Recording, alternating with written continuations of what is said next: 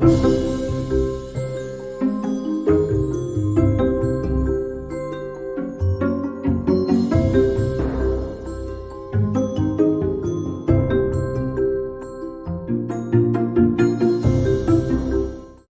want to thank everyone for being here at the Lunch and Learn. I am so excited because Black Faculty Staff and Alliance has been around for the past 2 years, and our goal is to foster a greater sense of community and mutual support among Black faculty and staff of the university through mentoring, network, and efforts to provide an organized support system that will enhance cultural diversity, outcomes, and achievements within the university. So I want to thank you, FCI, yes, for helping to sponsor this Lunch and Learn, as well as Park University for partnering with Black faculty staff just to help for Black History Month so that we can spotlight some of the important topics that's relevant to the community as well as our university culture. So I want to introduce someone that may be new to you, but certainly not to others here on Park University's campus. Dr. Booker is an associate professor of teacher education and an associate dean of the graduate school at the College of Charleston. Dr. Booker conducts research on school belongingness, inclusivity, and classroom community for students of color. A secondary research track examines interpersonal effects of mentorship and underrepresented faculty and students.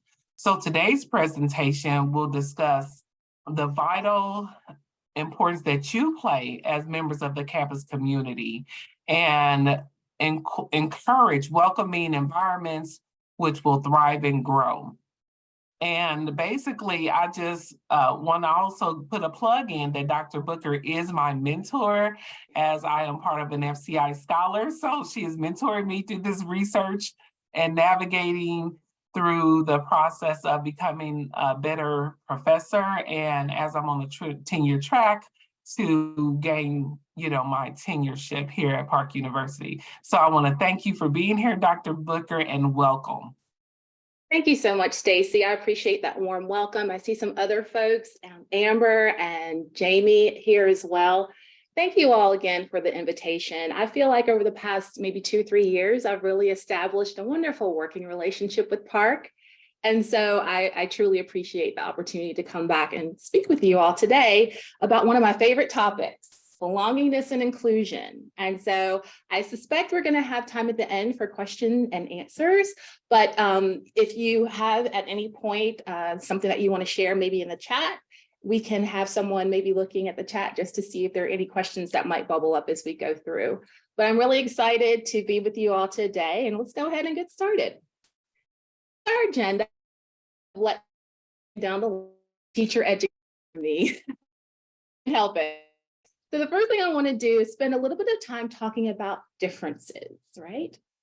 When it comes to inclusion and belongingness, and we think about diversity and equity and all these terms that we bandy about quite a bit, right, at the post-secondary level, I want to spend some time making sure we talk about ways that we can, as the research calls, critically engage in difference. And so I'm going to show you an image, and we're going to talk about differences that we can see and some that might be hidden, okay? So that will start us off today. The second thing I want to do is go right into some assumptions that we tend to make about one another, right? Based on things we see, and sometimes things we can't see, but we are going to try to extrapolate, sometimes erroneously. So that's the next thing we'll cover today. And then I'm going to actually give you some specific steps and methods and ways that you can help establish a sense of belonging within maybe your department, your office, or the classroom. So I know that we have people on today that are coming from really different roles and different spaces on campus. And so hopefully I will hit something today that will resonate with you in whatever role you happen to have on campus. And then the last thing I want to do before we close out is I want to talk about the virtuous circle. And some of you might have heard of this term before, but I know that when we talk about inclusion, we talk about belongingness, sometimes people They get a little sensitive about it because they might have to conjure up some experiences that they've had that have been negative. Sometimes it can be difficult to have these conversations. And so I don't want to leave on a low note. I'd like for us to kind of be optimistic about the future. And so the virtuous circle is a wonderful way of conceptualizing how we all collectively can work together to make sure our students, staff, and faculty are successful and can grow. So that's our goal today. 4 small things to do in an hour. One thing that I love to do before we kind of jump into the meat of today's discussion is just to reiterate some boundaries here. And you all know this as professionals, that when it comes to some of these conversations and these discussions, maybe even a debate or two we might have today, it's really important that whether you're here in the Zoom room or if you're looking at this recording at a later date, that just whatever someone feels comfortable sharing, we keep it here. I would also encourage you, if you do want to share today, just be respectful of people's privacy, right? And their identities. And so if you're sharing an anecdote, please do, but just maybe, couch it in terms so no one is definitely going to be able to figure out who you're talking about. So that's the first thing. Feel free to share, but let's just make sure we keep it in this space and we try to keep it as somewhat anonymous so other folks, their privacy is protected. Second boundary I want to cover really quickly is just, again, with some of these conversations when we're talking about people's identities, their experiences, their value systems, it can conjure up some feelings sometimes. And so let's all just kind of agree that we're coming from a place of good intent. And so the questions that people ask are well-intentioned. Let's assume no one's trying to derail a conversation, that we're going to let things kind of flow the way that they do. And then the last part here, and I know this is lunch and learn, so some of you might be munching a little bit while you're listening to me, and that's perfectly fine. But I also assume that you're going to be listening and that there's some nugget of information or some type of strategy or tool today that you can take back to your department, your office, your classroom, and it will be useful. I try to make these Zoom presentations as engaging as possible. It's not like standing in front of you if I was there in a room with you. And so a few times I'm going to ask you a question or I'm going to ask you to respond in a particular way. And so if you're listening fully, that makes for a robust discussion. And that's always the best one to have, right? Okay, so those are my housekeeping things to just get out of the way. Those of you who've heard me speak before, you've seen this slide before, but I always like to start here because if we're talking about inclusion and belonging, we have to make sure that our terms are understood, that we define them, that we don't conflate or confuse terms. And so all of you work at a post-secondary institution, you're on a campus, and you know diversity is a fact of life, more now than ever before.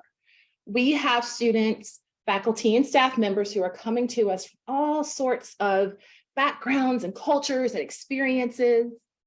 And if we just stopped there with just having a diverse student body, faculty ranks, professional folks in different offices, if we just stop there, that's not enough. Do we agree?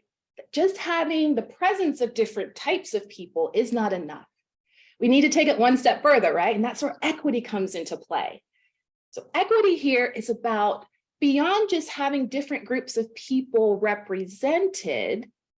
Are you being fair? Are you choosing to be equitable in how you interact with different groups? So equity, not always the same as being equal, right? We don't necessarily want to treat everyone equally because we know that different groups need different things. And so equity, I want you to think of as a choice to be fair, to be respectful, to be considerate of the differences that people have. And then inclusion and belonging, I like to kind of put these two together because if we diversify our student body, if we diversify our faculty ranks and our staff, if we do that and we treat people, we choose to treat people fairly and honorably and respectfully, the outcome of that should be that people feel like they belong. Should be, right? In a perfect world, people should feel that they are included. And I love this saying that Brene Myers, who does a lot of work on DEIB, in industries and campuses and all different fields. She has this really interesting saying that diversity is like being invited to a party. Belonging and inclusion is being asked to dance, right? So think of it like this. We can check off the box. We have all these people on campus. Yeah, we have this group. We have this group. They've been invited to the party. But do we ask them to dance? Do we ask them to engage and to participate? And so as we go through today's conversation, we'll have to really unpack that. We might have different groups represented, but are they truly invested? Are they welcomed? Are they respected? And are they valued? All right, so everyone's still with me? Okay. So again, I'm a teacher educator, so we love to throw up images on a screen to evoke some type of response from our students. And so today, as participants in this session, I'm going to ask you kind of what comes to mind when you see this image.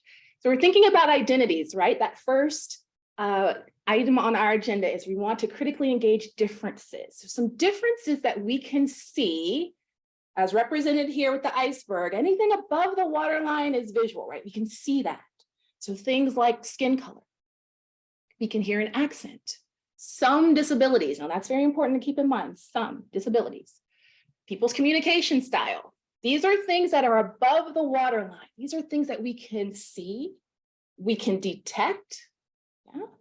But then there are things that are at the waterline that can be visible, but could be hidden as well. Do we agree? And there's some reasons why we have things like skin color and race that, yeah, we could draw a conclusion, maybe, but sometimes that can be hidden. What that means to be a member of a particular racial group, right? And then, as you would imagine, we have all of these things that are hidden. And I could add far more here. You all probably could too as well. There are things we see, things we can detect and observe. There are things at the waterline that we could hazard a guess, but some of it could be hidden and unknown. And then there's this massive expanse under the waterline that can be hidden. But as you know, as educators, highly important to how we perform in a classroom or a workspace. So as we think about differences today, I want you to think about, what do we see? What do we observe? What could be hidden? Possibly, so that waterline. And then what is invisible, but is still important and so key to success and growth in a college setting, whether you're a student, faculty, or staff member. All right. Another idea I want to kind of talk with you about, and let me go back here really quickly just to say that when we're thinking about critically engaging difference, research is really clear about the importance of kind of two ideas that we always want to hold on to. A person who has prior exposure or experience tends to be able to critically engage in difference a little easier than someone who hasn't. And secondly, the more opportunities for interactions that you have, the more likely you are going to be able to effectively critically engage difference. So keep those two ideas in the back of your mind as we move forward, right? My level of past exposure to different groups, and then currently, presently, how many opportunities for interaction will I have, okay? Now, another idea I want to put in your mind is this idea of the ladder of inference. And I don't know if I have any psych people in here, anyone who is a psych professor. You probably remember the ladder of inference from social psychology.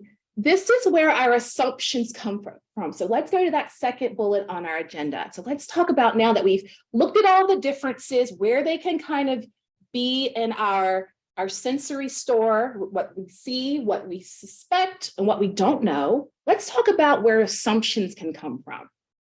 Here I am, the teacher educator, and me back here with the image. The ladder of inference comes from social psychology. And the ladder of inference, just imagine here, you see on the right of our screen, we have this ladder that's affixed to the side of a pool. And so I want you to think about, at the bottom of the ladder is this massive expanse, a lot of data that we can see, we can hear, we can process in some way. So the ladder of inference says that the way that assumptions, negative and faulty ones, tend to come about is we filter our data. Yeah. So at the bottom, that last rung on the ladder, the very bottom, we filter our data based on some selected meaning that we attribute to those data. And in this case, data would be our interactions with people, or sometimes our lack of interactions with people. Okay. Then the next thing happens is that we draw conclusions based on this really small amount of data that we've allowed ourselves to use. So we draw some conclusions that we think are well-founded. Key term there, we think are well-founded. We'll talk about in a minute how they can sometimes be faulty. And then we form a belief. And then at the top of the ladder, we act on those beliefs. We make a decision, we take some action based on that limited amount of data that we have. This is the ladder of inference. This is how faulty assumptions can come to be. Think about the first step here. That first rung on the ladder, you had the whole pool to swim in, and you only stayed right here by the steps, let's say. Yeah. And then because you've kind of selected the information that you want to think about and you want to use to make a decision, you could be making a decision or an assumption about someone or some people based on faulty information. It's too tight, right? It's too tight. And this is an iterative process, folks. So this happens time and time again. We keep walking up the ladder, we get to the top and make a decision or take some action, and it's based on really narrowly developed, defined data, i.e., an interaction with a person or people. So let's look at some common assumptions that happen in learning and working spaces. Again, I know that we have faculty and staff, so hopefully something I put here on the screen will resonate and it will make sense. And you'll say, yeah, I've had that happen, or that sounds about right. Let's try the first one. Female faculty and staff naturally, I have that in quotation marks, want to plan birthday parties and social events for the department. Of course they do. Why? What's the assumption there? It's okay, we're all friends here. Remember, our Vegas sign, what's talked about in here stays here in here. So what's the assumption naturally? I think I see someone in my chat. Okay. Yeah. Okay, thank you, Andrea, that women are more social. Whitney says females. Yeah, the assumption is, oh, that's that type of group's work. That's that group's type of task. Oh, naturally they'll want to do that. Let's do another one. And this one, coming from teacher education, this burns me up because we want to diversify our teacher ranks because we want our teachers to reflect the diversity of our student body, right? An Asian male attends an information session for prospective teacher education majors, and he's asked, oh, no. Wouldn't you rather meet with folks in math or physics? What's the assumption here? What's the assumption here? That Limited just data. because, Oh, go ahead. sorry. Go ahead. That the assumption is that all Asians are math and sciencely inclined, so obviously they would want to go in that and only that. You place. Must be in the wrong place. No, no, not true. The student came where he wanted to go. And sometimes we can, again, filter data erroneously. We have a belief about a group, and then we make a decision or take action. So in this case, the action was turning the student away, go to that group, right? Not here. Here's another one related to age. Yeah, remember age was in our infographic looking at the iceberg. So here we have a veteran member of the faculty, and they're asked to teach upper level seminars. Why? Again, I have in quotation marks, because, and you all know this, you faculty know that when it comes to the numbers game for majors, we tend to put people in those entry-level courses who can really connect with students and can really pull them into the major, right? And then we save our senior folks for the upper level courses. But what's the assumption here? That someone who's a little further along in their career is not what? Let me check my chat.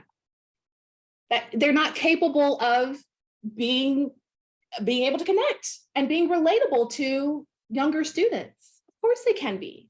You're assuming that, again, filtered data, taking an action, making a decision based on faulty information. And here's the last one. BIPOC faculty, staff, and students are responsible for spearheading Black History Month programming on their own. So no one else should participate, right? You all do, you got it. This is your month, you do it. Well, no, if we're talking about collective efforts, if we're talking about inclusion, we're talking about being asked to dance, yeah? We want to dance with everybody. We want everyone to feel there's a stake in this and that this is important and it's elevated and it's prioritized. Do you see how all these assumptions can happen on the campus community? And the result of this, time and time again, is that these groups here on the screen, represented on the screen, can start to feel disconnected, right? It's happened so many times, so many times. Disconnect. And then we have people leave. Then we have students withdraw. Then we have faculty go to another institution. Oh. All right, folks. Let me check my chat just to make sure. Yes, Sandra and others are saying, yeah, the assumption is that person can't connect. Not true, not true. So here's, before we kind of do another group activity, I want to get your opinion about some things that we tend to see, especially related to hiring at the post-secondary level. Again, the teacher educator in me, I love images and I love like little memory strategies to help people remember things. So here on the screen, you see 3 words that begin with E. And I want you to think about, when it comes to examining and challenging assumptions, here's what I want you to try to do. First thing is engage. And I have here as a sub-bullet, thinking about our iceberg, go below the waterline. And that's not to say you sit there and you ask someone very invasive, rude questions. That's not to say that. I'm saying kind of in the soft and small spaces of interactions in an office, a department, in a classroom. That's where you go under the waterline and you pull out some of those hidden ideas and those hidden categories and characteristics and qualities that we talked about in that previous slide. You choose to engage. Remember, research tells us the 2 ways that you critically engage difference is 1, based on past exposure. So let's say, as a faculty or staff member, you realize that our students, they haven't had a lot of exposure to other groups. Okay, well, the second way we can critically engage difference is provide opportunities for interaction. So that's what engaging is about. Go below the waterline. Expand. So thinking about our ladder of inference, remember at the bottom of the ladder, if you're filtering your data really, really tightly and narrowly, you're missing that massive pool. You're not able to swim around in the pool and to get more data, right? To make an informed decision, to have an informed belief system about some idea, some topic, or some group of people. And this goes kind of similar to experience. The last E here is that really try to avail yourself of those opportunities. Let's say not thinking about your students, but you yourself as a faculty or staff member, you haven't had a chance to really be exposed to different groups of people. Maybe in your past that was not prioritized, maybe in your family of origin, growing up, in your community. So now you're at this campus, you're on this campus, which is a microcosm of society, and now you're interacting with many different groups of people. So taking time to come to lunch and learn sessions, right? To talk about methods with other people, like-minded people who want to collectively try to include all different groups of people on campus. I don't know at your institution if you have professional development funds, but if there's a pot of money, ask your dean, ask your department chair, ask a VP if there's money available. Hey, can I go to a conference and can I learn more about this?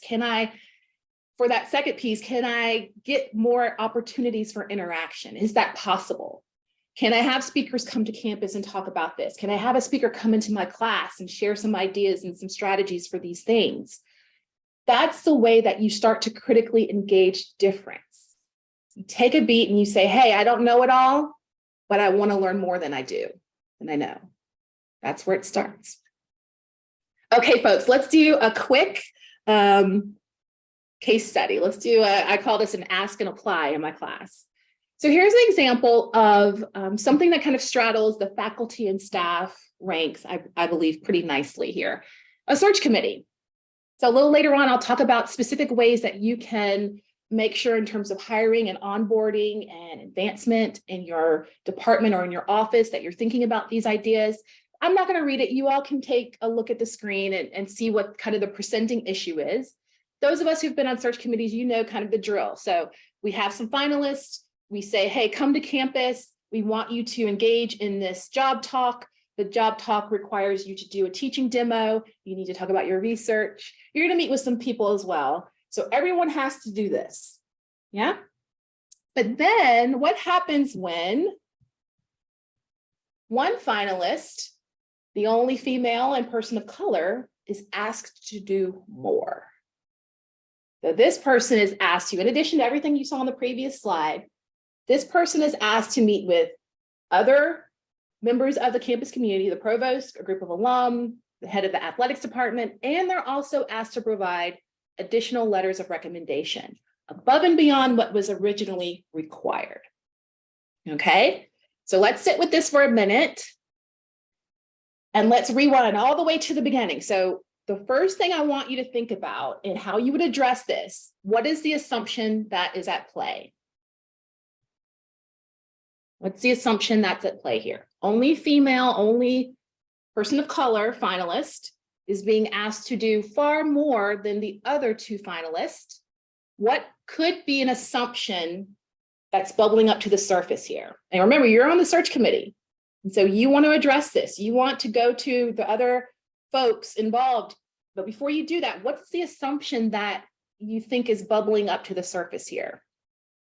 Okay, so Sandra has me in the chat. If someone is not of a certain group, they are appropriating. Okay, thank you, Sandra, for adding that. Camille says, and I apologize in advance if I'm mispronouncing names, charge it to my head, not my heart. Needs extra vetting, not as good a candidate. Ooh, okay. Natalie is saying the same, probably isn't as qualified. Uh-oh. Doris is co-signing you, Camille. Mike, not a trustworthy candidate. Yes, yes. Okay, so you all you're getting this. Stacy saying the assumptions she doesn't fit in. Lindsay, do they deserve it? Yes. Okay. So we have some assumptions that we can work with here. How do we make this right? You are a member of the search committee. So what do you do next? Now, you know, inherently, you know, this is not correct. This is not a proper way to handle this search committee. So what do you do? And who do you involve? Collective efforts for inclusion. Who needs to be at the table now talking about this? What do you think?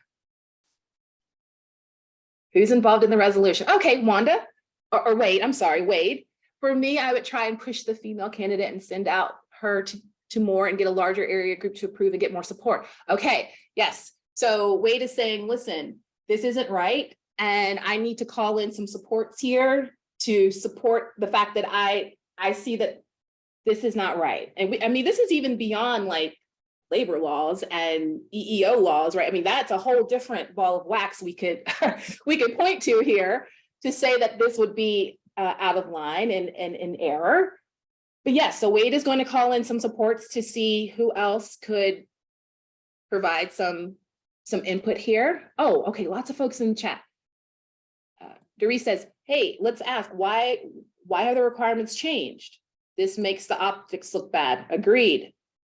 Andrea says, assuming this candidate can speak more to DEIB and asking more of the candidates than others. Oh, yes. Being the representative of a particular group. Sure. Can you come speak about? Yes, that's a part of it, Andrea, for sure. Eugene says the provost should be involved. So everyone needs to talk to the provost. Okay, I see that point, Eugene. Robert says the DEI committee needs to be looped in. Yes, yes. This could be an EEO violation. Eugene's bringing in HR. Yeah, you're right. You're right. And Dr. Brooker, Mike makes a good point, because I think he says, as a non-tenured faculty member, I'd feel very apprehensive about raising issues for fear of retaliation. That's a genuine concern. Yes, yes. And in a minute, I'm going to talk about mentorship. And that is where having senior people who are willing to step out, who are willing to support. So I think when Wade said, let me go get some other people around this topic. Yeah, you're right. As a junior faculty member who's untenured, you are a bit susceptible to the whims of what happens in the future when you present your packet. And so if there are people, senior people on faculty or staff who are willing to have the tough conversations, who are willing to support, who are willing to bring these ideas to the fore, connecting with those people early and often, so when these things happen, the backup is there is important. Yeah. Again, I'm going to talk about mentorship a little bit later, but that's where senior faculty really and staff really have a duty to protect in many ways. Junior faculty, new faculty who do not have the protection of tenure. Yes. And writing this wrong. So all of the things that you all put in the chat, thank you so much to everyone who shared a thought or an idea here. Very important idea. How do we make this right? How do we not only make it right in this instance, but also make sure that we don't replicate this in the future? Yeah, so all the conversations, all of the ideas you put in the chat, perfect. Okay. I don't want to lose too much time. So let's go ahead and now I'm going to kind of break out the next two sections. One for those of you who work in offices. So your primary role is as a staff person. And then we'll talk about faculty and students together, but certainly knowing that students can be interacting with staff depending on the office that you happen to be affiliated with. So let's talk about first hiring and recruiting folks. How do we collectively make sure that we are presenting Park as an inclusive space, a space that values and welcomes diversity and wants folks of all different groups to feel like they belong? So we have to make sure we have both of those ideas going at the same time. So in hiring and recruitment, here's one thing that I would ask you to do. Before I moved over into administration, I was still working in my department as a faculty member. Primarily, I was the chair of our recruitment and retention committee. And this is the group that is responsible for all of our searches and the like. And so one thing that we would have to do is to really evaluate the positions that we have currently and what is needed in the future. So in this respect, I want you to be very future oriented in your thinking about what positions do we have currently, what gaps do we have in our department or our office. And then once you have an evaluation of that, you've assessed that a bit, it's very, very important that you cast a wide net. Gone are the days of just putting it on the Chronicle, posting your position on maybe higher ed jobs. I mean, those are useful, they have their place. But if you really want to speak to diverse efforts to make inclusion a priority, you have to cast a wide net. And one thing that I did, and it kind of caught on in other departments, is we would create a diversity plan for how we would recruit when we had an open position. So yes, you have your kind of standard publications and venues like the Chronicle, higher ed jobs, so and so. But then we would also talk about, okay, we're going to post in diverse issues in higher education. We're going to send this to, in my department, I'm a member of AERA. So that is our kind of national organization. And so within AERA, we would post it to the special interest groups within our national organization to say, okay, the Hispanic SIG, the BIPOC SIG, the women in higher education SIG, we were very intentional about casting a very wide net and not just saying, okay, word of mouth, can you tell folks about this? But no, really blasting it to as many different groups as possible that represented inclusive efforts. Another thing I want you to think about, and this goes back to our previous slide, is make sure that you are in compliance and you are not acting outside of your institution's labor policies, certainly not the state or national ones as well. If we're thinking about inclusive workspaces, when it comes to hiring and recruitment, if you have someone come to campus asking very, pointed, really kind of invasive questions, would be outside of the scope. Now you're probably thinking, well, Keonya, you just said we should engage difference, right? True. but not at this point. This is not the point where you ask invasive questions. You don't ask invasive questions at all, but certainly not at this point. At this point, this is about the person's background, their professional experience, what they can bring to the institution. And so again, making sure that you're keeping in line with the standards for the institution and certainly the state and federal law as well. Be aware of replication effects. What I mean by this is you can sometimes go to an institution and you can look in a department, you can look in an office, and you can see the same person throughout the department. They may look a little bit different, obviously, but it's the same person, same ideology, same background, same value system, same ... You get where I'm going with this. So just be very aware of and sensitive of the fact when you are hiring and recruiting, if you find yourselves as a committee sitting around saying things like, oh, that person, I don't know about fit. I don't know about, I'm not sure. Beware the fact that you could be replicating what already exists in the department or the office. We want to make sure we avoid that. And then lastly, I know in the age of COVID, just coming out of the pandemic, or depending on who you read, we might still kind of be in it, but inching toward the tail end of it for sure, hopefully. On-campus visits have been difficult to do, admittedly, but there's something about being able to have someone that you are interested in hiring to come physically to campus, to sit in a classroom, to go to meeting spaces, to talk to a realtor, to talk to different groups that they will be interacting with. That gives a sense of, we want you to be here, you belong here, and we want you to see yourself in this environment. Sure, a Zoom as a screening tool is useful. That's helpful kind of in the early stages, but to the degree that you can, if you can bring people to campus, that's kind of the first step in this, to say, can you see yourself here with us in this space, interacting in these ways? And that can convey to a candidate that inclusion is important and that you are making an effort to include them and show them how they are valued in the community. All right, so you have your hire now. Let's say that you've already hired someone. How do we make sure those first few weeks, months that they're onboarded is a positive experience, that they do feel included, they feel valued and respected? And then what about advancement later on in their career? So the first thing, and Robert asked this question earlier when it came to the case study, and I mentioned mentoring. Stacy also said at the top of the hour that she and I are in a mentoring relationship. I'm her, outside institutional mentor. And so there is something to be said for having formal mentoring relationships at play. Yeah. So within a department or an office, there's a senior person or a more advanced person who can take that new person under their wing, kind of show them the ropes in terms of policies and procedures, those kind of day-to-day nuances of a job.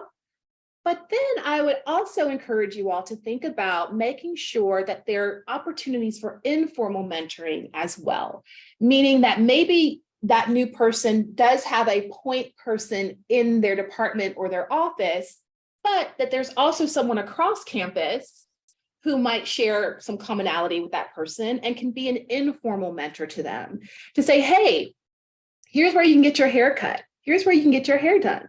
This is, we have the same background, experience, culture, belief system. Oh, this is a place of worship you might consider.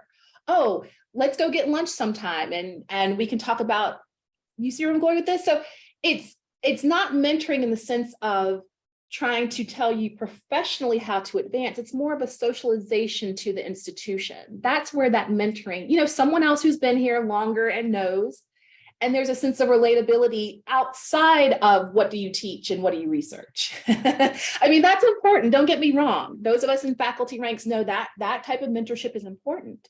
But if we're thinking about getting people connected and wanting them to feel like they belong, that informal piece can really be important.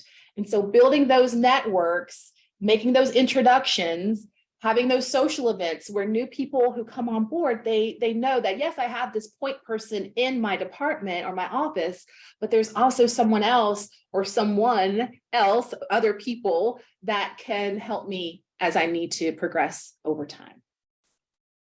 Another thing I want you to think about when it comes to, especially now, let's talk about advancement. Who's at the table? When it comes to leadership and it comes to who's being evaluated and reviewed and thought about for promotions, let's talk about who's at the table making those decisions, whose voices are being elevated over other people's voices, whose voices are being minimized consistently over time.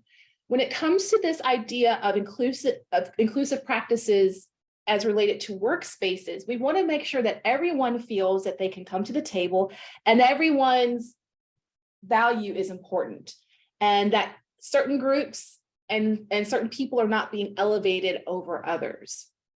Another part of this is just about communication. What are the messages that we send to people? How are those messages conveyed? How are they received? And then making sure that when it comes to who's at the table, that we're keeping feedback flowing freely, consistently, that we're not hoarding information for a particular person or particular group, but that everyone has an equal shot at advancement, if they so choose to do that and so choose to take that path. And that's where this last piece comes into play, viewing leadership differently. As a faculty member, we know kind of the steps, yeah? Instructor, assistant professor, associate, full, and all the different things that have to go along that kind of track. In an office environment for staff, it could look a little bit differently, in a sense that it could be entry level, assistant director, director, so on and so forth. But think about leadership in a different way. And this is where going under the waterline matters, finding out what talents and values do people have. Leadership does not always have to be a title per se. Leadership can be people using their strengths in a very deliberate, intentional way, and using it so that they feel successful, they feel competent in their work. That's the goal here. So not everyone wants to ascend to full professor. Not everyone wants to ascend to dean or VP. Not everyone wants to ascend to director. And that's okay. But inclusion says, let's figure out people's skill sets and strengths and build upon those and create an environment where those ideas and those values that they have can grow. So leadership won't look the same for everybody. All right, so any questions about inclusion and some belonging practices that you can think about related to hiring, recruitment, and advancement? Okay. Check my time, I think. All right, so I'm going to go through the classroom environment now, because as a faculty member, this is my bread and butter. This is what I did for many years before moving into administration. And the way I kind of conceptualize this last part of today's talk is thinking about before your class begins, during your class, and then after the class is over. So if we're thinking about the classroom environment, it is predicated on teaching a course. And so let's think about before the course happens, what should I be doing during and after?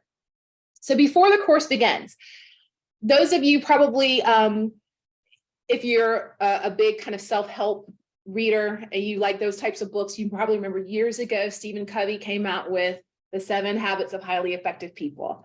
Some folks are nodding, yes. So that was a very popular book. And one of his habits was those folks who are highly successful always begin with the end in mind. Okay.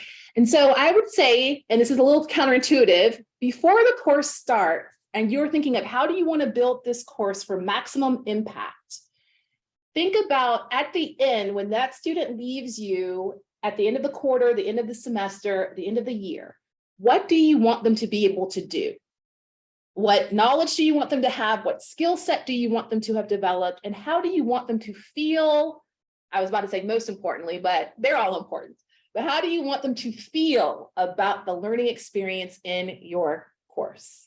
Okay, so start with the end in mind, and then you work backwards and you build your course that way.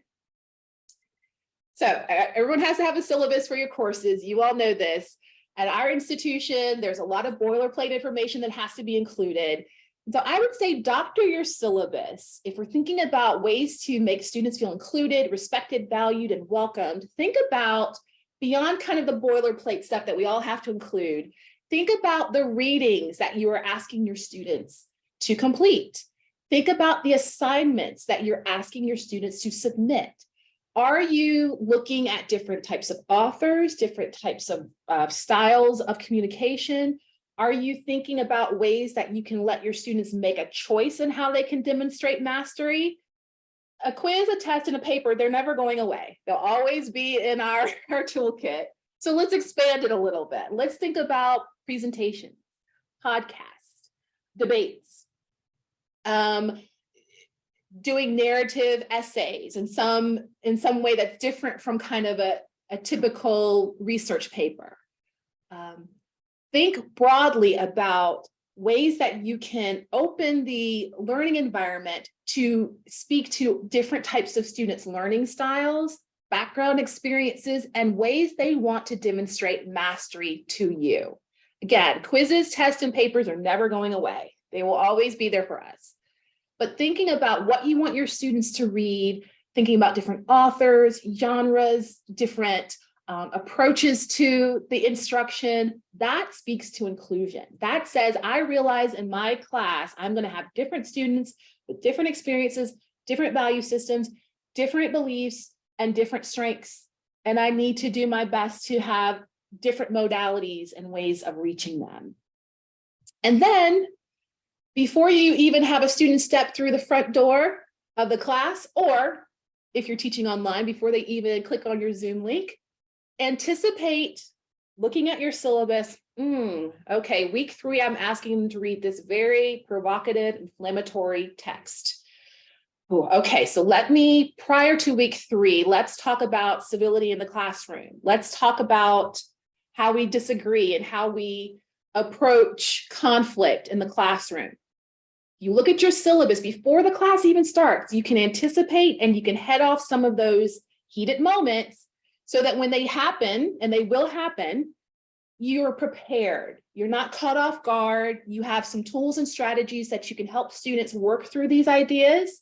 Again, because we don't want microaggressions to occur. We don't want any types of terms that are pejorative or demeaning to be thrown around the room. We prepare for those times, we can head off some of that at the pass. So before even the class starts, you anticipate that, and you have techniques and tools at the ready to help your students through. Okay, during the course, this type of affirmation exercise comes from the work of Steele and Aronson, who talked about stereotype threat. We know that some of our students come to us and they come from backgrounds and experiences and cultural groups who might have had negative experiences in school and stereotypes affixed to their group. And so when they come into a learning environment, that can be activated sometimes. So during the course, early on, have students do what we call a value affirmation activity. And this can be something as simple as just asking them, take a look at the syllabus and tell me a reading that is really interesting to you and why. That's getting the student connected to the content early. It's valuing their opinion and their belief about their work in the class. And it's affirming them. It's saying, hey, you belong here. You have value, you have something to offer, and I want you to see yourself in the content. I want you to see yourself in the curriculum as well. So that's something you can do very early on. And again, I mean, you can Google value affirmation activities. There are thousands of them online that speak to your content area, your subject matter more directly. But at its core, it's really just having the student early connect them to content and to you as well as environment and what you're expecting them to do. It's priming them for that activity.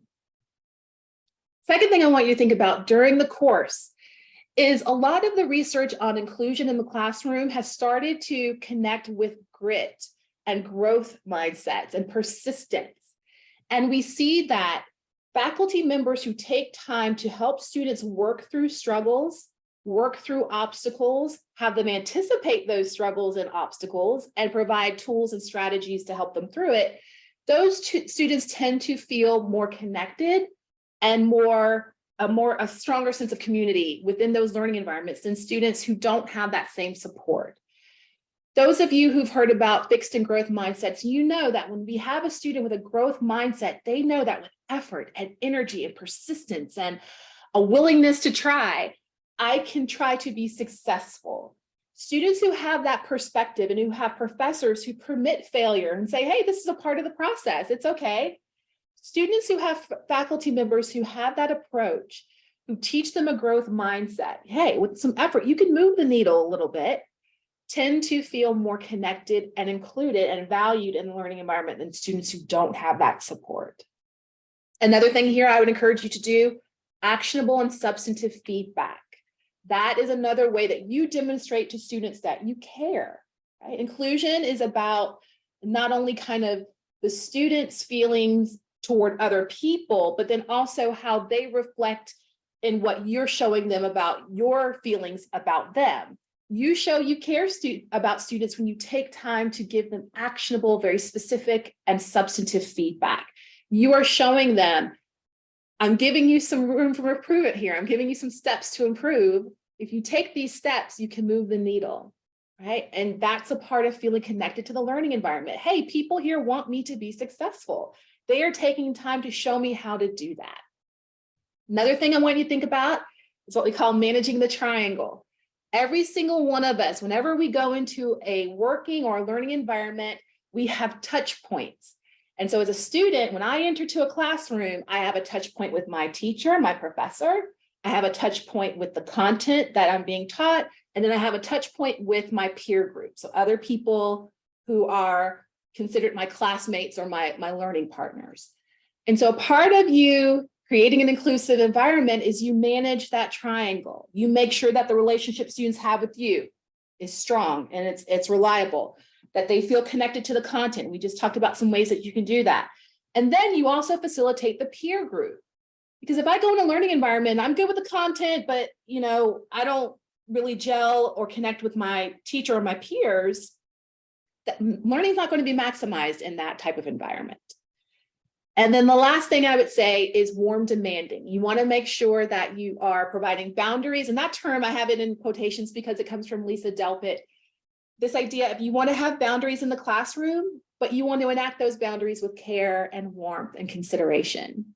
So yeah, I get it. You're having a rough day, but remember when we're in this space together, we treat each other with kind, considerate words. We're civil, we're respectful. That provides that boundary of warm demanding really provides a lot of information for students that shows them that, again, you care, but that in the learning environment, we still have boundaries for how we behave. And then finally, ask someone to come in and watch you teach and show you where some of your blind spots are. Are you using terms that are outdated or disrespectful or considered demeaning, and you're not even realizing that you're doing that?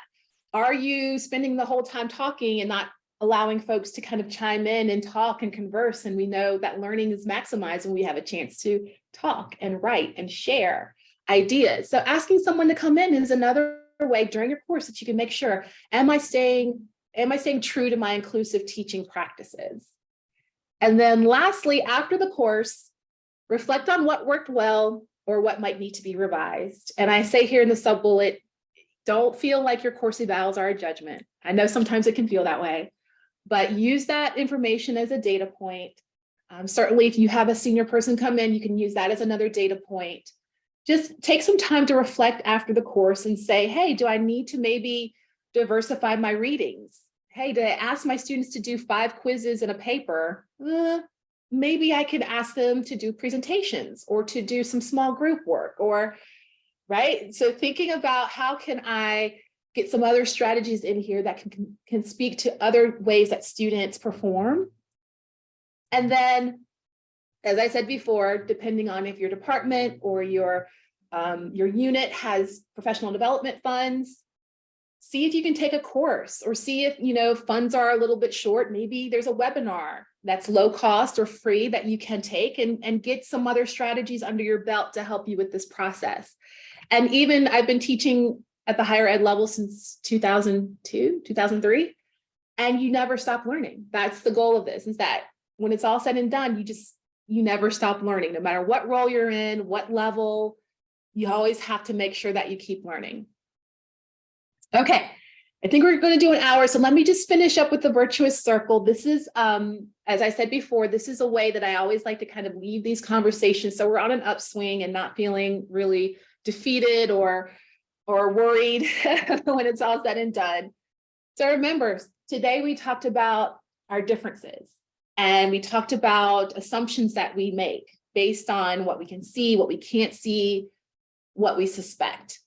And so if you start at the top of the screen and we kind of walk it around, if we engage with difference either by past exposure or the interactions and the opportunities that we have to interact with people that are different from us outside of our kind of usual interactions that we have, if we take time to do that, if we take time to kind of coming around the circle now, if we take time to expand our pool, remember our ladders, let's not truncate it too much. Let's expand our amount of data that we want to look at and process with. We hope that assumptions will fade due to those practices. I can't put here on the screen, they'll be eliminated. I can't say that, unfortunately. Human behavior won't let me say that. But we hope that they start to fade a little bit, right, over time. And then once those assumptions start to fade a bit, we hope the next kind of rung on this is that whether we're in an office setting as staff or we're in a classroom as faculty, we hope that those assumptions as they start to dissipate means that we can have more engaging lessons with our students. We can have more meaningful and productive interactions in our offices with other staff people. And then the effect of this is that over time, as we build this inclusive space through these practices that we just talked about, over time, we attract more people who want to come here and say, hey, Park is doing some interesting things. Park has this interesting onboarding process. Or when I was recruited, I felt really connected. Or when I was a student there, you know, I had faculty who had us read all sorts of manner of topics and ideas and authors. And there were speakers that came and you know, I could look at leadership and I could see myself in leadership on campus. That's the goal, right? So if we start at the beginning, we work our way around, we hope that we can see changes in our ranks, whether that's faculty, staff, student body. We do these things and we make this a priority and we elevate it as a necessity. Then we hope that over time, we can kind of get this groundswell, if you will, where Park is seen as a place where diverse ideas, diverse groups of people, diverse ideologies and philosophies have a place to grow and flourish. That's the hope. That's the goal. Okay. So I think, Stacy, I have 2 minutes. I'm so sorry. But I wanted to end it there.